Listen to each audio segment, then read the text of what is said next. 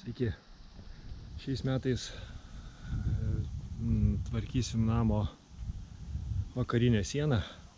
Ardom visą apšiltinimą, tinką ir dėsim lenteles. Tai pirmi darbai buvo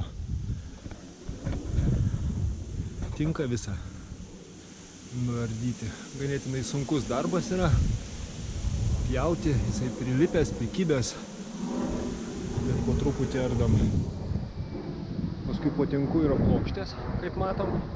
Jas irgi sunku nulupti, kai jos nėra papuvę, o papuvusių daug buvo.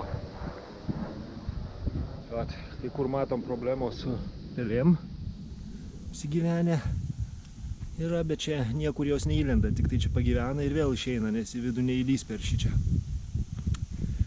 Čia jau biškiai kitaip situacija. Bet va darbus darom tokius dabar paruošiamieji.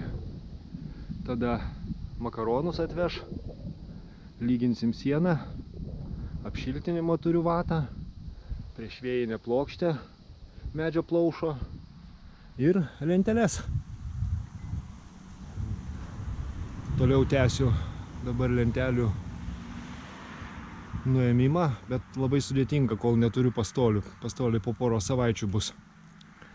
Tai kiek su kopėčiam pasiekiu, tiek padarau. Šitą tinką plėšiu jau paskui, kai turėsiu pastolius. Va kampą su lietvamzdžiu dar nuardysiu, reikia vat išsipilti bačką.